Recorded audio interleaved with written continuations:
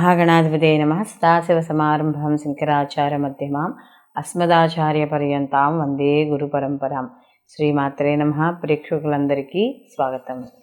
2024 సంవత్సరంలో ద్వాదశ రాశుల వారికి శని భగవాన్ యొక్క సంచారం వల్ల ఎటువంటి ఫలితాలు ఉండబోతున్నాయి, వీళ్ళు ఎటువంటి పరిహారాలు చేసుకోవాలి, అలాగే ఎటువంటి విషయాల్లో జాగ్రత్త వహించాలి, వీళ్ళకి అసలే ఈ సంవత్సరం 2024 సంవత్సరం శని గ్రహం యొక్క సంచారం వీళ్ళకి అదృష్టమా, దురదృష్టమా, లేదా లాభమా, నష్టమా అనేది మనం తెలుసుకుందాం. ముందుగా సహజంగా శని భగవానుడు కానీ చూసుకుంటే ఈయన ప్రస్తుతం కుంభరాశిలో స్వక్షేత్రంలో మూల త్రికోణ స్థానంలో ఈయన సంచారం చేయడం అనేది జరుగుతోంది. అయితే శని భగవానుడికి సహజంగా కానీ మనం కారకత్వాలు కానీ చూసుకుంటే శని భగవానుడు చాలా డిసిప్లైన్, మనకి ఆయనకంతా ఒక పద్ధతిగా ఉండాలి. అలాగే సేవాకారకుడు, పెద్దల యందు, గురువుల యందు, తల్లిదండ్రుల యందు ఎవరు అయితే ప్రేమగా వ్యవహరిస్తారో వాళ్ళ మీద ఆయన యొక్క అనుగ్రహం అనేది ఎక్కువగా ఉంటుంది. అలాగే ఈయన కూడా మనం ఈ శని భగవానుడు కానీ చూసుకున్నప్పుడు ఈయన ఓర్పు, ప్రతిదాన్ని కూడా చాలా ఓర్పుగా ఉంటారు. అలాగే ఒక నియమబద్ధత, ఇలాంటివన్నీ కూడా శనికి సంబంధించిన కారకత్వాలుగా చెప్తాను. అందుకనే ఎక్కడా చూడండి మూలలు కానీ ఎక్కడైనా ఇల్లు కూడా శుభ్రంగా ఉండాలి. ఈ ఇల్లుతో పాటు మనకు చెప్పేది ఏంటంటే ఆయన మలిన పదార్థాలు ఎక్కడా ఉండకూడదని, ఇలాంటివన్నీ చెప్తారు. కాబట్టి ఇల్లు ఎప్పుడూ కూడా ఈ శుభ్రంగా ఉంచుకోవాలి. శని ప్రభావం అంటే వ్యతిరేక ప్రభావం మన మీద ఉండకుండా ఉండడానికి ఇంటినే కాదు, ఇంటితో పాటు చివరికి మనం వాష్రూమ్స్ని కూడా శుభ్రంగా ఉంచుకోవాలి అని చెప్తారు. అలాగే ఇక్కడ రవి వచ్చేటప్పటికి కర్మకారకుడు, శని వచ్చేటప్పటికి కర్మకారకుడు. ఈ కర్మకారకుడైన శని భగవానుడిని యొక్క అనుగ్రహం పొందాలి అంటే ఆయన ప్రీతి కొరకై మనం ఇందాక చెప్పుకున్న విషయాలు అన్నీ కూడా చేయాల్సి వస్తుంది. అలాగే ఎక్కువగా మన చేత కర్మను చేయిస్తాడు, అంటే శ్రమింపజేస్తాడు. ఎప్పుడైతే శ్రమ అధికంగా ఉంటుందో ఆ శ్రమ చేసి చేసి మనకు తెలియకుండా మనలో ఉన్న ఒక టాలెంట్ని బయటికి తీయడం అనేది కేవలం శని భగవానుడికి మాత్రమే సాధ్యమైనది. ఎందుకంటే మిగిలిన గ్రహాలన్నీ కూడా అవి అంటే ఆ స్థానాల్లో బాగుంటాయి, మనకి మంచి ఫలితాలు ఇస్తాయి, లేకపోతే లేదు. ఒకవేళ ఆయన వాటి వచ్చే మహర్దశల్లో కానీ అంతర్దశల్లో కానీ అవి ఇచ్చే ఫలితాలు ఇచ్చి వెళ్ళిపోతూ ఉంటాయి. కానీ శని భగవానుడు అలా కాదు. ఆయన ఒకసారి ఒక జీవితంలో ఒక స్థాయి కానీ ఇచ్చాడు అంటే అది తొందరగా పోదు. ఇచ్చింది తొందరగా తీసుకోవడానికి ఇచ్చాడు అంటే స్టాండర్డ్గా ఉంటుంది అని అర్థం అన్నమాట. కాబట్టి అలాంటి శని భగవానుడి యొక్క ఈ సంచారం వల్ల, కుంభరాశిలో సంచారం వల్ల ద్వాదశ రాశుల వారికి ఏ విధంగా ఉంటుంది అనే విషయాన్ని ఇప్పుడు మనం తెలుసుకుందాం. వృషభ రాశికి రాశాధిపతి శుక్రుడు. ఈ వృషభ రాశిలోకి కృత్తిక 2, 3, 4 పాదాలు, రోహిణి 1, 2, 3, 4 పాదాలు, అలాగే ఈ యొక్క మనకి మృగశిర 1, 2 పాదాలు ఈ వృషభ రాశిలోకి రావడం అనేది జరుగుతుంది. అయితే ఈ వృషభ రాశి వారికి కానీ చూసుకున్నప్పుడు ఈ వృషభ రాశి అధిపతి అయిన శుక్రుడికి అలాగే శని భగవానుడు ఇద్దరు కూడా మిత్రులు.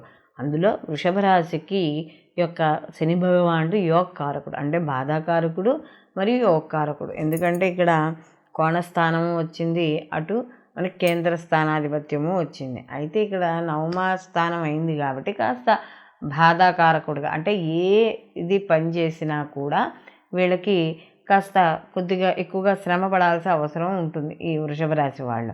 అందులో సహజంగా మనకి 9th హౌస్ అనేటప్పటికి ఏం చెప్తాము అంటే అదృష్టము, అలాగే మనకు భాగ్యస్థానము ఇలా చెప్తాం.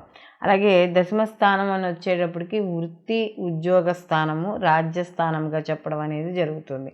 అలాంటి అధిపతి అయిన ఇక్కడ శని భగవానుడు వీళ్ళకి దశమ స్థానంలో సంచారం చేయడం, అలాగే కాస్త కొంచెం ఆ దశమ స్థానం అయింది, అందులో ఇక్కడ బాధాకారకుడు అయ్యాడు కదా, కాబట్టి కొంచెం ఇబ్బంది అనేది ఉంటుంది. ఏ దాంట్లో ఉంటుంది అనుకుని చూసుకున్నప్పుడు దశమాధిపతి అయ్యాడు కాబట్టి కొద్దిగా బాధాకారకుడు కూడా 9th హౌస్ అయింది కాబట్టి వృత్తి ఉద్యోగాల్లో కాస్త ప్రెషర్ ఎక్కువగా ఉండడం, లేదా పై అధికారుల యొక్క ఒత్తిడి ఎక్కువగా ఉండడం, ఏ విషయమో కొలిక్కి అంటే ఉద్యోగపరంగా ఏ విషయమో కొలిక్కి రాలేకపోవడం, ఇలాంటివన్నీ కూడా జరుగుతూ ఉంటాయి. లేదా ఉద్యోగాల్లో మార్పులు, ఒకవేళ మార్పులు వచ్చినా కూడా అది అసలు ఆ ఉద్యోగం చేయాలనే ఇంట్రెస్ట్ లేకపోవడం, లేకపోతే అది అసలు ఎంతకాలం ఉంటుందో తెలియకపోవడం, ఇలాంటివన్నీ కూడా ఉంటాయి. వ్యాపార పరంగా కూడా కాస్త అనుకూలంగా ఉంటుంది. అలాగే ఈ యొక్క శని భగవానుడు వీళ్ళకి స్వక్షేత్రంలో ఉండడం వల్ల, అందులో మూల త్రికోణ స్థానంలో ఉండడం వల్ల వృషభ రాశి వాళ్ళకి అనుకూలమైన ఫలితాలే గోచరిస్తున్నాయి. అలాగే ఇక్కడ మనకి సహజంగా చూసుకున్నప్పుడు ఈ యొక్క వీళ్ళకి మళ్ళీ శని భగవానుడు తన యొక్క విశేష దృష్టితో ఆయన ఈ సింహరాశిని అంటే ఈ వృషభ రాశిని చతుర్థ స్థానాన్ని చూడడం అనేది జరుగుతోంది.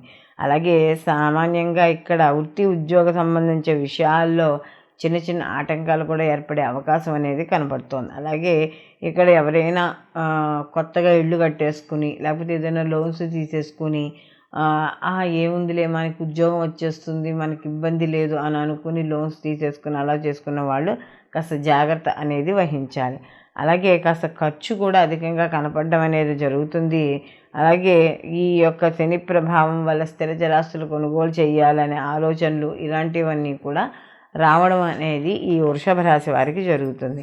అలాగే వీళ్ళకి ఎప్పుడైతే ఈ దశమ స్థానంలో శని భగవానుడు ఉన్నాడో పై అధికారులతో గొడవలు కానీ, లేకపోతే ఏదైనా మీరు మారినప్పుడు గొడవలు కానీ, లేదా ఏదైనా పూర్తిగా ఒక మంచి ఉద్యోగం చేస్తున్న ఉద్యోగం మంచి ఉద్యోగం, లేదా తెలిసి తెలియని చోటకెళ్ళి ఇబ్బంది పడకుండా ఉన్న ఉద్యోగాన్నే కంటిన్యూ చేయడం ద్వారా కొత్త ఇబ్బందుల నుండి తొలగుతాయి. కానీ కొత్తగా ఉద్యోగ విషయాల్లో ప్రయత్నాలు చేసే వాళ్ళకి మాత్రం ఇబ్బందులు అనేవి మాత్రం ఈ సంవత్సరం తప్పవు. కాబట్టి ఎక్కువగా శివారాధన చేసుకోవడం, ద్వాదశ జ్యోతిర్లింగాల్లో ఏదో ఒక మీకు దగ్గరలో ఏ యొక్క క్షేత్రం ఉంటే ఆ క్షేత్రానికి వెళ్ళి దర్శనం చేసుకోవడం, అంటే ద్వాదశ జ్యోతిర్లింగాల్లో ఏదో ఒక దర్శనాన్ని చేసుకోవడం ద్వారా మరిన్ని మంచి ఫలితాలు పొందుతారు. అలాగే ప్రతిరోజు కూడా మీరు ఈ శివాలయాన్ని దర్శనానికి వెళ్ళి ఆవునేతితో దీపం పెట్టి రావడం ద్వారా మీకు ఏవైతే పనులు అనుకుంటున్నారో ఆ పనులన్నీ కూడా పూర్తి అవ్వడం అనేది జరుగుతుంది.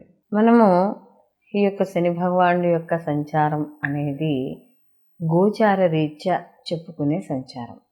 అయితే ఇక్కడ గోచార ప్రకారము మనకి శని భగవానుడు ద్వాదశ రాశుల్లో సంచరించేటప్పుడు ఎలా ఉంటుంది అని కానీ తెలుసుకున్నప్పుడు మనకి ఈ సంచారం వల్ల చాలా మటుకు అంటే ఆ శని భగవానుడు ఉన్న ఏదైతే ఆయన యొక్క స్థితి ఉందో ఆ స్థితిని బట్టి శుభాశుభ ఫలితాలు ఇవ్వడం అనేది జరుగుతుంది. ఎందుకంటే సహజంగా చాలామందికి ఈ ఏలినాటి శని, అష్టమ శని, అర్ధాష్టమ శని వీటిల్లో శని భగవానుడు ఎక్కువగా బాధపడతాడు.